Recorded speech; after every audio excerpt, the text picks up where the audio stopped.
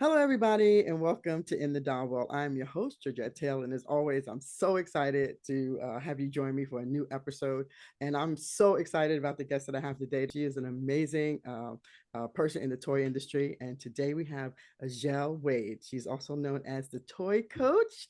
She's a former toy executive. She is a three-time patented inventor. She's an educator, and she is the host of the award-winning Making It in the Toy Industry podcast. Thank you so much, Azhelle. I'm so glad that you joined us. Thank you so much for being in the doll world with me. Yes. Hey, Georgette, and hey, toy people listening. Hey. Hey.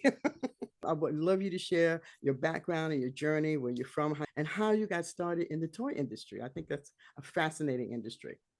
Sure. Yeah. I actually studied toy design. So I took a Oh, quick shortcut nice. directly into the toy industry. I loved kids since I was growing up. I thought I Hmm. wanted to be a teacher. I Hmm. would teach my little brother's school. I remember my mom once got me this like school kit, and it just came with all the things so you could just be a teacher. And so I just made him go to school in the summer, which he hated, I'm but sure he I did. loved it. He hated it. I loved it. I would give him Hmm. his gold stars. It was lovely. That is Um, funny. and then when I grew up, I met a woman who had this incredible portfolio. It was actually an exhibition and design portfolio. And I Okay. asked her, I was like, where'd you go to school? Because just what she was making looked like fun to make. I was like, you did that? You made that display? You built that thing? I was like, that looks so cool. So she went to the Fashion Institute of Technology and she studied display and exhibition design. And I just really liked her as a person. So I Hmm. was like, I'm going to do that. And Wow. so I followed her footsteps. And then when I was there, everything I made, every time they gave us a project, I would make it kid focused. So we had to do like a museum exhibition. Hmm. And I did the Children's Science Museum. And I made like an exhibition that looked like a Twister game in like Okay. a big white tent, and I made like a bubble exhibit. And I didn't really notice that everything I was doing was so like, I don't know why. I just wanted to make kids stuff. I just Hmm. liked it. Yeah. And one of my teachers told me, he said, there's a toy design program here. And I was like, what's that? And he was like, yeah, like there's a whole industry. You can be a toy designer. And I was like, that doesn't sound like a real job. No way. I was like, that's not real. And it was. And so I met the founder of that program, Judy Ellis, and she took a liking to me, I think, in my hardworking spirit. Cause, I was like, I Hmm. emailed her and I was like, hello, I need to be in this program. What do I need to do? And like, really got into it. And she's lovely. And I went into that program. They had Hmm. an amazing job placement rating. I got placed at a job called Horizon Group USA, at a company called Horizon Group USA. And that's where I got my 3 patents. And that's how it all began, my toy Wow. journey. That is so cool. I would have never thought that they had something like that at Fashion Right. Industries. That is so cool. So when you were able, the fact that you said that they had such a great program to put you into a job type of position, Yeah. and you started working for those jobs, did you find it to be a little bit different than what you learned in school? It's always that thing. Oh, I learned all of this stuff, and then now I got to work. Is it the same type of process for you? For me, it was very different. Oh, But really? it was also the company that I worked for at the time. They were forming a new innovation team. So I got the privilege, but at the time it felt like not a privilege. But I had the privilege of being on a team where they nothing was planned. Like Mm, they were like, we want you to innovate this area, but we are not going to tell you how to do it. You kind of get to make it all up. So I remember at first there were a few months where I was like, I don't know, like, what do you want from me? right. And then luckily I had a boss who was leading our team, now a dear friend, but a boss at the time who just was very open to my opinions. So I would bring some of the things I did from school, like the way Hmm. that I did market research, the mostly Hmm. market research Hmm. actually, and say, this is how we used to research things in school. Do you think we should do it like this? And he'd be like, all right, yeah, try it. Go ahead. And then I would just do it. And then people would like it. And then I would just do it again. And that's how I got started. So just trying to make up the role, figure out Hmm. where I can add value, what made people happy with what I was doing. Right. Yeah. And it was not what I expected. Wow. So Wow. Yeah, I'm sure it's probably just getting thrown into the, into the den there, It's like, yeah, oh my goodness, I have to actually figure this out. So yeah. when you went to all the other companies that you worked for, were you in the same position there? No. So Hmm. after Horizon Group, I went to a small company called Blumenthal Lansing.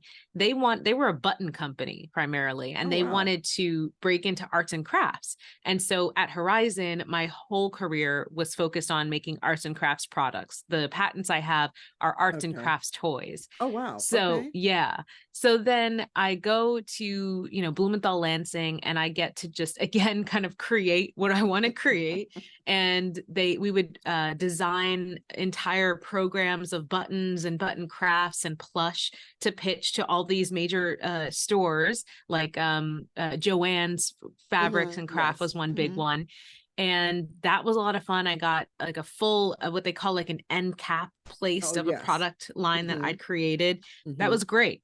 And then I got my dream job, and that was Toys R Us. Oh, nice, nice. Yeah. I remember the day that I went to tell my boss, like, I'm leaving, I got another job. She was like, no. Oh no. And I was like, I know. And she said, is there anything I can do to convince you to stay? And I was like, it's Toys R Us. It's Toys R Us, right? I mean, I'm Yeah. sorry. It's Yeah. Toys R Us. Yeah. So, Yeah. had to go. I get that. I totally get that. So did you develop brands and stuff at Toys R Us, or you Yeah. basically just okay?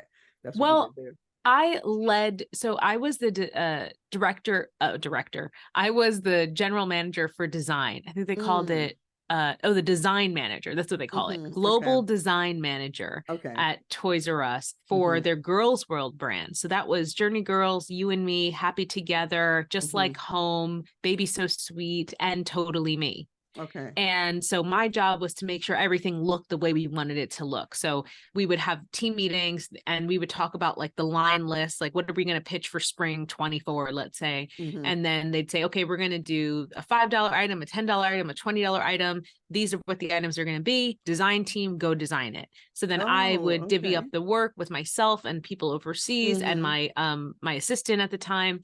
And we would say, okay, you do this, I'm going to do that. The China team's going to do this. And we would work on things, send it overseas, get samples back, review samples, make things out of foam core. Like sometimes we would make like place sets out of foam core first before Mm-hmm. we sent them over. It was a Right. lot of fun. I love, like, to this day, my favorite job. Favorite Really? job. That is Yeah. so cool. I mean, you've had some really great opportunities and some really beautiful companies, but you decided to quit that, I being did. an exact, right? And Did. start something of your own. So what was the catalyst behind that? That was this woman, Karen. Karen, a woman named Karen. I don't want to say her last name in case she doesn't want me to say that. Karen R. She met me at a toy industry event, and she had a game invention that she really wanted to place. Mm, And I was in a position where I could have helped her make it real. And she didn't know quite what she needed to show me. And so I wanted to help her, but I was so busy with my job at that time. I was the VP of brand and product at a company. I just didn't have time. Like, I had gotten her email. We emailed a couple times back and forth, but I didn't have the time to adequately help her. hmm. And I remember thinking in that moment, gosh, I wish there was just a resource I could direct people to, like this podcast, this thing, this blog. I actually first thought this blog, Mm, and that just was sitting in the back of my mind. hmm. And then years later, the pandemic happens and everything's turned upside down. I start working from home. The first thing that triggered this, I think, was realizing the cost of living in New York and working outside of New York, because I had to cross a bridge and come back into New York to where my job was. Uh-huh. And I just realized how much it didn't make sense. I was like, I'm not spending nearly any time at this home that I'm paying to live in. Yeah. I'm not having any of my own personal time. And it was just at that point that I was like, I think I need to do something different. I think this is the time. So Hmm. I had already started this podcast. I had gotten the blessing of my boss. I'd started this podcast to help people, and people were reaching out for opportunities to work with me. So I took on some opportunities. I started working, and then I decided I'm gonna quit my job. Actually, I quit my job before I took on the opportunities. But I got the opportunities, and I was like, hey, this is enough where I can make ends meet, leave this job, and then Hmm. go forward. Yeah. Hmm. Yeah. And so I took that leap. It was terrifying. I had to write my Yeah. resignation speech like 20 times before I had the nerve to say it. I was so scared. You were so scared. I can Oh, imagine. yeah. Yeah, I can imagine. Terrified. Yeah, definitely. Terrified. Especially living in New York, you gotta Right. actually afford to live in New York. Uh-huh. Exactly. Uh-huh. You It know. was rough. Yeah, I'm sure that was. Yeah. But you found a lot more joy though, I think, in what you do. Well, I mean, you mentioned that you found joy before, but I think I it's just a loved, yeah. different type of joy. I think the main difference is working so hard for your own dream versus working so hard for someone else's. Mm-hmm. And that is what, and you know what, it's a privilege to be able to do that. And I've learned even more now, being 3 years in, it's a Mm-hmm. privilege because Mm-hmm. it's not easy to be your own boss. I have so much respect for the last company that I worked at because that was a family owned company. Oh wow. And I'm Okay. like, I don't know how they did it. I'm like, Yeah.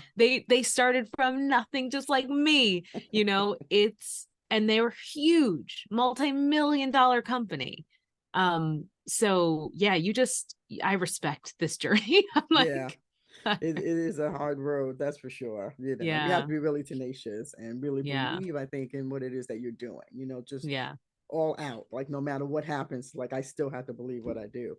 yes. So since you get an opportunity to speak with other people who want to be in the the toy business, what is one of the most misconceptions that people have, being in the toy industry? Like there's different levels because like being Mm-hmm. in the toy industry in the corporate side, people's misconceptions are usually that you get to kind of design whatever you want, that it's Mm-hmm. going to just be you being creative, designing Mm-hmm. things and seeing what happens. It's not that. I know even when I described it, it might have sounded like that, but there are always parameters, whether it's cost parameters or Mm-hmm. design parameters. There was one time I remember my assistant and I designed a dollhouse and we Mm-hmm. spent hours doing it. And then the person who was leading us on that project was like, no, no, no, no. We want you to start over, and we had to like Mm. start from scratch the next day. Wow. And that happens when you're working in the corporate side of the industry. Mm-hmm. What you envision is not always what's going to go to market. Right. Okay. And so, what do you think other people? The other, what I think maybe one of the other misconceptions, I believe, I don't know, I'm not in that space that you're in all Yeah. the time, is the cost. Right. Yes. Talk about the cost of some of those things. I mean, I heard you on another show talking about how expensive it is to create a doll. I know that from Yes. personal experience. Right. Creating those three ladies back there, Yes. but please share, the cost, I guess, of creating a toy or creating a doll. And I want to talk Yeah. about too the difference between that. But go ahead. Well, yeah, I mean, I've gotten quotes for dolls where you might pay $500 to $800 for the mold of a doll's head, but if you have like a fully articulated doll, wrists and knees and ankles and elbows and everything, you could be looking at a super expensive mold cost of $70,000. Mm, With the head and everything. So that is something that people don't realize. You mm-hmm, have to design with cost in mind. I try so hard to teach my mm-hmm, TCA Toy Creators Academy students that like cost is everything. So what I tell people that want to start their own toy businesses to do is don't start with the plastic doll mm, item. mm-hmm. Well, specifically, don't start with the doll, and then don't start with plastic if you don't have to. So if Okay. you can, start with a plush or start with paper Mm-hmm, based goods because the cost is going to be a lot lower. What really sells product, especially today, is the brand behind it. So mm-hmm, you want to spend your time building product that you can sell under a brand, and you can make sure that you're building up that brand recognition and brand identity and loyalty. yeah. And then once you have that following, you have those supporters, you're like, okay, I've got enough people behind me. These people are want something else. I'm going to go into my doll development line. Mm-hmm. Yeah, that makes sense. I mean, and I think it's so interesting because people will always say, "Oh, just make a doll," or even even when I'm talking to them about my the dolls that we did. Oh, just just make a doll, and I'm like, oh yeah, the cost is so ridiculously high. Yeah. That because at the end of the day, you have to make sure, like you said, you have a market of people who's gonna Margin. buy that. I Oh, in mean, the and you, market, yeah, in the yes. market, and you can't sink $70,000 into something and then have them to produce two dolls. I mean, that's not gonna. Right. So They will not, there's a minimum. They're not going to do two dolls. right, exactly. Yeah. So the Yeah. minimum sometimes is very high as well. Yes. The minimum's high too. Minimum's Yeah. very high. So when you create a toy, something that's not a doll, you create a toy. Are the are they still very high when it comes to minimums? That you Yeah. the first initial run. Yeah, it's still high. I mean, like plush, usually you'll see 1,000 units will be the minimum. Oh, okay. You might find someone who will go down to 500, but just be wary of those factories. They might not Mm-hmm. have all the right certifications, safety certifications. Mm-hmm. And then plastic toys, there's a side of it that most people don't know or think about. There's an entire open market catalog of products. So when we go, so there's an event called the Canton Fair, Mm-hmm. and that's essentially like, I don't know, think of like a trade show just for Oh, factories, but it's like okay. in China, right? Okay. So that's where you can find what they call open market goods. Now, open market goods are goods, are like plastic goods you could buy without having to pay for the mold. But doll Oh, bodies, doll okay. bodies that you could buy without having to pay for the mold. They already have them produced. They'll have a Hmm. big batch of them. You could buy these units, these individual pieces, and build your own toy off of them. So oftentimes for Wow. craft kits, open market is what we use. So open market, so like I might have like, I don't know, like a bracelet making kit, Mm-hmm. and I might get open market thread for the bracelet kit. I might get open market beads. None of that stuff is custom. It's customized when I bring it all together and I package it for my unique brand. Oh, That's a okay. great way to start out. Okay. So, and I did have a client once who did a custom doll head because the Mm-hmm. the mold cost for her was like $500 to $800 for the head, and then she just used an open market body. So you could use a standard body. You're only Mm-hmm. paying the per unit cost for the doll body. Right. That unit cost could be $2 to $5 maybe, depending on the size of the doll, right? Hmm. And the detail spray you want on the doll. Then you get your custom head. Then you get your clothes. It's still not cheap, but I mean, it's it's a lot cheaper than doing your own custom mold, right? Right. Okay. All right. Wow. I never knew about open market. Thank you for sharing that. That's great. Yeah, I Yeah, did open not know market. that. Yeah, I did not know So that. so one of the things I would say, if someone's talking to a factory and they're considering creating a mold of Mm-hmm. whatever it is they're making. Let's say you're making, oh, a great example of this is I'm working with a client right now. They're making a vehicle product. Mm-hmm. They have a vehicle that has a very specific wheel type, right? Okay.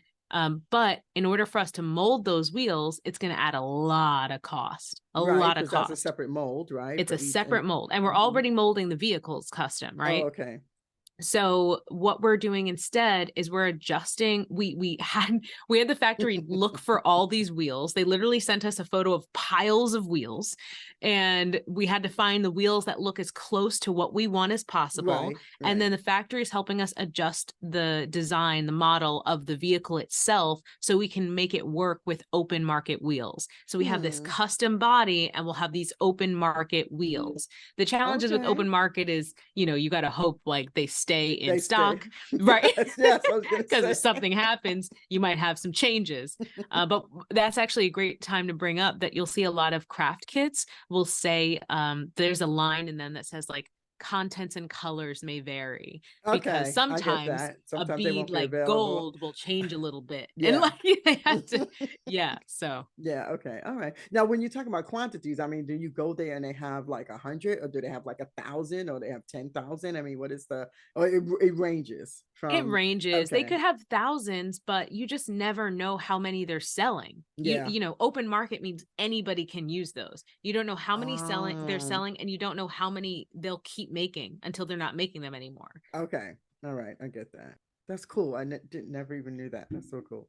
But that's Yeah. what you're here for. I mean, Yeah, that's yeah, what that's you what I'm here do. for. That's what you do. That's what you do so Yes. well. So let me ask you this. You became the toy coach, and then you Yes, started creating the Toy Creators Academy. I did. What is the difference between those two? The Toy Coach and the Toy Creators Academy. Mm-hmm. Oh, that's a great question. No one's ever asked me that before. No one's ever asked me that before. So the Toy Coach was like a name I gave myself because I knew people wouldn't remember Azhelle. and they wouldn't be able to say it and they would be confused. So I was like, okay, if I'm going to try to do something, which was my podcast, I need people to remember it. We're going to call it the Toy Coach. It's going to be by the Toy Coach. So Okay. when I first came out, I didn't even use my face. I didn't use my name. I was a mysterious person called the Toy Coach. So the Toy Coach is somebody who puts out this free content into the world to help people on their toy journeys. There's a podcast. We have master classes. That is what the Toy Coach is all about. Toy Creators Academy is a paid program offered by the Toy Coach. So it used to be a 12-week program and is now turned into a 12-month program. Wow. So yeah, and the price is not that high. It's super, in my opinion, it's super cheap. Anyway, so cool.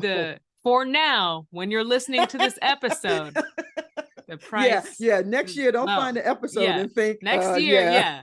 Don't try to come at me. Okay. Right now, the price is affordable. Anyway, no, it's very well priced, honestly. So Toy Creators Academy is a 12-month group coaching program. You have access to 9 modules filled with like all the information that I've gotten over my toy career, understanding how to work with factories, how to design a toy product, how to understand the market. And it's constantly being added to and developed. So it has resources for factories and freelancers and trade show booth building and how to pitch to toy companies. And then at the end of the program, at the end of the year, let's say, we have a virtual pitch event. And we're also going to be scheduling our first in-person pitch event. So it's going to be very exciting. And what we're doing is you pitch to toy companies and you pitch to retailers. The whole idea is that your product is ready, you're trying to pitch it for licensing, or you want to pitch it for placement. And the way we structure the 12 months is whenever you join TCA, you can go through the program and binge it like your favorite Netflix show, or you can kind of go slow and try to go along with us. So starting in October, I cover module 1 and we do a Q&A all about module 1. In November, we do a Q&A all about module 2 and so on and so forth. So when we get to June, we're in module 9, and June is also the time of one of the biggest toy trade shows. So that is how we structure it. So we all kind of feel like we're on this journey together. But there's also an online community that we have, TCA alumni, so you can get help from them and from me. And it's a great program. Yeah, it sounds like an amazing program. Wish I, had a toy I was thinking about, because I would be like all over that, Well, everybody says they don't have ideas before they join TCA. They have ideas after, because something the people that join with, the people that join without ideas are always like, oh my gosh, I had so many ideas going through module 1 and 2. Or the people that join with one idea say, I started this with one idea, but now I have a new idea. That is so cool. That is so cool. I love that. I love this. Okay, good. So everybody can join. That's what you're saying. Anybody can join. Yeah. And we do have a refund policy. So if you really find that Toy Creators Academy isn't right for you, there is a refund policy. That's pretty cool. Yeah. So you've been in toys for a long time now. What do you find the most fascinating part about the toy industry? The most fascinating part? Yeah. I mean, I don't, this probably isn't a good answer. I mean, I love,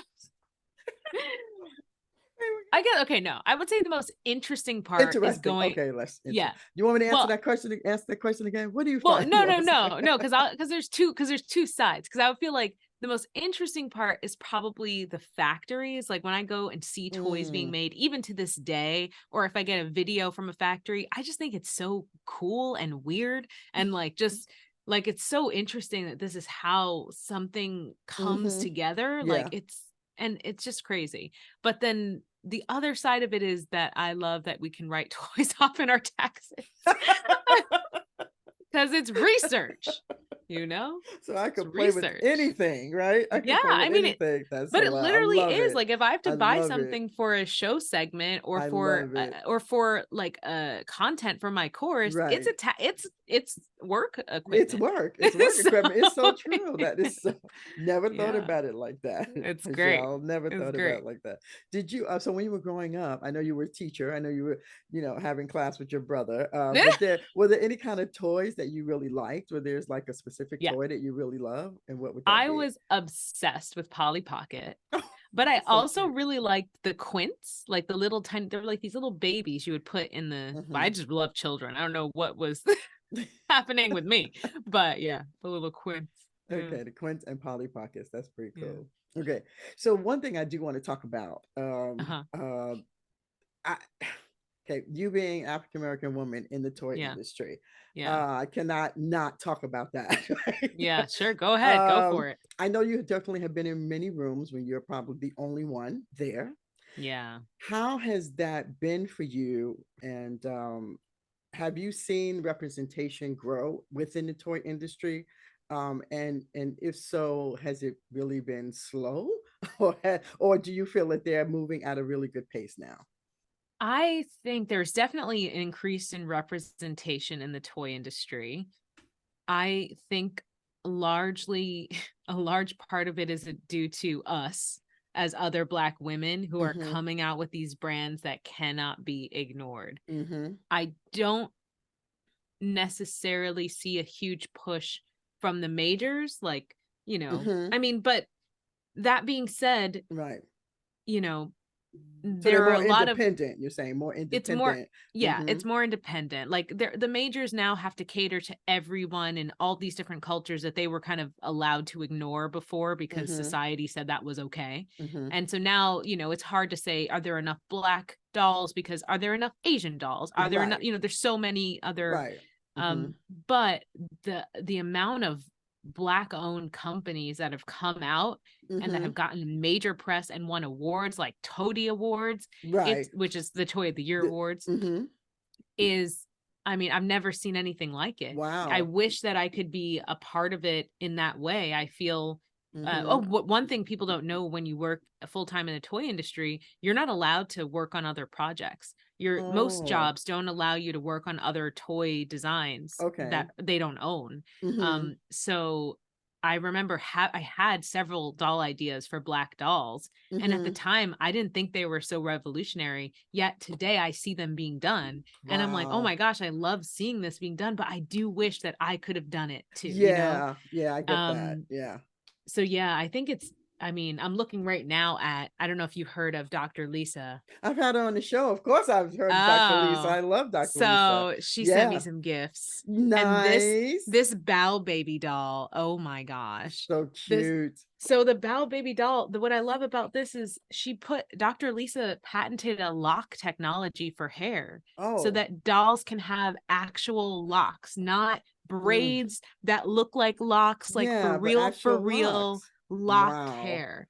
And like that has never been done before. And Dr. Lisa Yes, told she's me that like she fought for this. It was something that the factories didn't mm-hmm. understand, and they're like, I don't Yes. know. Yeah. But you have to fight for these things. And the fact that there's a company big enough and powerful enough that can fight for something like that, like Yeah. locks, Yeah. I I love it. know, especially with all the controversy continuing all the time I know. about hair, I and know. I how want to we have wear hair. locks. Yeah. Look how cute her locks are. They Oh are my god. adorable. They are so cute. She's got lime green bangs in I her know she locks. does, but Dr. Lisa's Fabulous. doing amazing things in the doll Oh my gosh. industry. She really She's is, ridiculous. and she's Yeah, yeah, she's amazing. So yeah. I'm working on getting her back on the show because so many things have happened since I interviewed her like almost a year and a Uh, half ago. So oh yeah. yeah, she is like She's she's a doing busy her thing. lady. She's doing her Yeah. thing, man. I'm so excited about that. Yeah. And I'm just so excited to have you in that space because Thank you. you're so needed, to be able to Oh, guide people that don't understand that process, and to be able to share information with people who don't have that kind of money to get, yeah. the things that they want to have happen for themselves. Mm-hmm. I know when I was doing back, of course, that's like the olden times when I was doing my dolls, in Mm-hmm. 2000, like what is that? But but what we found to be challenging is there was just nobody out there that we could really reach out to. Yes. Yeah. It was just so difficult to find anybody Mm-hmm. out there, especially people of color, that was doing that. Mm-hmm. So I'm Mm-hmm. just excited to have you in that space, to be a Yeah. young woman in that space that can help guide other entrepreneurs in the toy industry, because it's a huge industry. And what I love about what you do too is that you mentor them through that process. Mhm. You also not just mentor them, you give them ideas, you have them look I at do. things differently, Yeah. and that's Yeah. what I love about what you do. You Thank bring so you. much knowledge to the table about, ways for them to do things that they have never seen before. And I just want to thank you so much for being a Oh, representation of that. It's just so needed. yeah. Yeah. Thank you. It's so nice. You're so welcome. You're so welcome. So the academy is started. What Mhm. other do you have any other programs that you're going to be launching? I know you're busy, but do you have any other Yeah. programs you're going to be launching?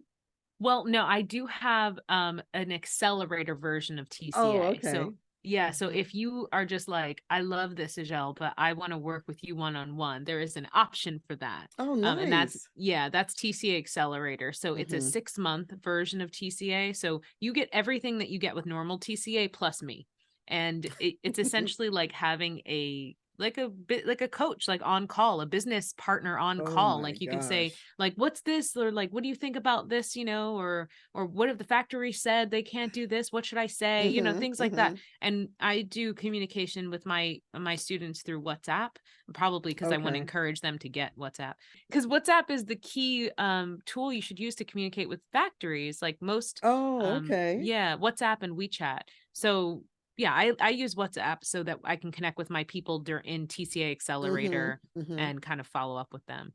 Wow, that's pretty Yeah. cool. I did not know that. See, Yeah. again, just something else that we don't know because we're just So not much in that. more in TCA. So I know that's right. Have you on speed dial, sister. That'd be Yeah. great. Right? Yeah, that would be so Yeah. cool. So, how are you expanding? How else are you expanding the toy culture? I know you're continuing to do podcasting, but Yeah. is it going to expand into anything else?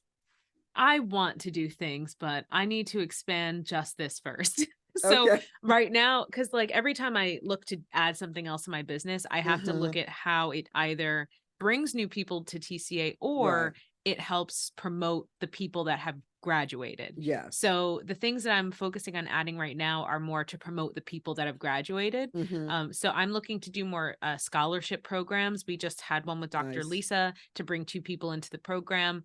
And then I am creating more opportunities for pitch events in person and Hmm. virtual so that more people can pitch their ideas. And now we're looking to partner up with a bunch of play cafes across the United States Oh, so that we can nice. get students' product placed there. Okay. So I'm just Beautiful. constantly looking That is for gorgeous. ways to promote their product. Yeah, I was going to ask Yeah. you, how do you do marketing for them? I mean, because in your program, I'm sure it's Right. just not, hey, let's just get a product and that's it. You go about your business. Marketing is, So yeah. marketing is key. So yeah, I teach a little bit of marketing. Like I teach the way that I market Mm-hmm. in this program. And then I have pitch events. Like, of course, my pitch events are either an extra fee or we have like percentage options, Mm-hmm. because it is extra work. Like I review your products. It's not just like, here's a list, go contact them. It's like I review what you're gonna pitch, I give you feedback, and then I coordinate the meeting with the right companies for Okay. you. Okay. So that's like the extra pitch event that's only for TCA grads, but there is an extra fee for that pitch event. And yeah, and that's just what we do. I try to share their stories. Like if I can Yeah. get them on my podcast, if I can write a blog post about them, all TCA students have access to this link, which is essentially submitting for a blog article. Okay. So they Great. can submit their finished product, or if they've gotten a license, they can submit their story. So we can look at it and see if it's a good fit to put on our blog, and we'll put it Mm-hmm. on our blog, and that will build their SEO, and then they can use that blog to promote themselves and just Yeah. help them get started faster. Yeah, that's Yeah. oh, that's amazing. You do a lot for Yeah. them, which I think is beautiful. I think Thanks. Yeah. it's really a great opportunity, for Thank anybody who you. wants to create a toy to really reach Yeah. out to you, honestly, because Thank you. I don't think you ever get that one-on-one or even that walkthrough or that just the connections that they'll get, The from connections yeah, are the connections everything. are Yeah. everything. They really Yeah. are. So wow, thank you so much for doing what you do. I really Thank appreciate that. you. Oh, In the toy world, I'm so excited. I'm so thank excited. you. So, as being a serial entrepreneur, as such as you are, I know you've Yeah. learned a lot of lessons about resilience and also adaptability. So, how do those qualities really contribute to you being in the toy industry and building your business? Oh man. Yeah. Resilience is just like keep going every time we get a no. Like, I know my students pitch ideas and I try to tell them, like, try not to take those no's personally. Mhm. And I tell myself the same thing because I get no's too when I'm trying to get funding for the program Mhm. for them, when I'm trying to get them placed, when I'm trying to get on TV to show their product. I get Right. no's all the time. So, I mean, like when I'm getting my students to go out there and pitch their ideas, I know they're getting no's too. Mhm. It's just the remind for me, actually, I do a couple of things. I have one, I just look at my testimonials sometimes. You got to look Yeah, at you with have people that to. love, yeah, look Yeah. at the people that love what you're doing and just remember how much you help them. And I tell my students to do the same thing. Look at their like their customer feedback Mhm. and what people think of their product, and that will keep them going.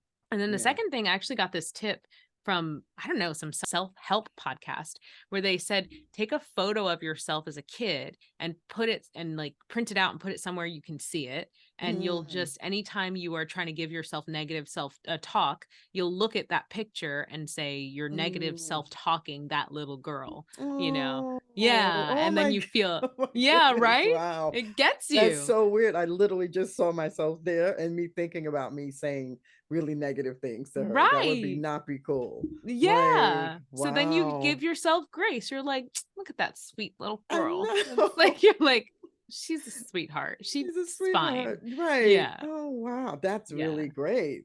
That Yeah. wow. That's a great piece of advice. No, it really is. I think that that would touch a lot of people, I think, because, it's always that little kid that needs to be reminded and supported and loved. That's really cool. Yeah. So would that be Thank the you. same type of, I guess, inspiring thing that you would tell other entrepreneurs, regardless of what space they're in? Yeah. I mean, yeah. Limit that negative self-talk. I mean, I know I feel it all the time. Doing something, the bigger you go, the Hmm. easier it is to be hard on yourself because you're Yes. doing more. So there's more to criticize. But you just, I remind myself every day, like I'm not good at being nice to myself. I have to remind myself every Yes. day. Yeah. I'm like, you're doing a Yeah. good job. Everyone is fine. Everything is going great. Everything's Okay. going Like, great. Right. you are Yeah. working hard, Yeah, because you know? we're all humans and we all go through that, no Yeah. matter where you're at on whatever level you're at. And I think a lot of Yeah. people tend to, think that, oh, because somebody is up here, that they always have it together, they always know what they're Yeah. doing. And Mhm.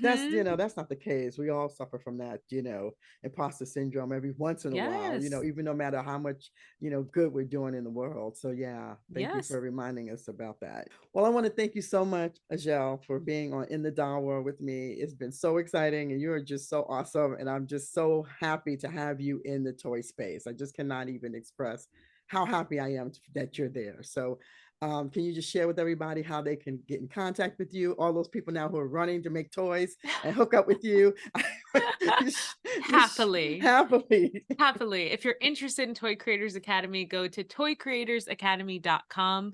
And if you're just interested in my podcast, go to thetoycoach.com. And at the top, you can click podcast or in the menu bar if you're on your phone and just listen. I mean, I would recommend starting with episode 1 because when I first started, I intentionally did it in the order of development. Nice. But you honestly can start anywhere. Close your eyes, scroll through, and just land on an episode.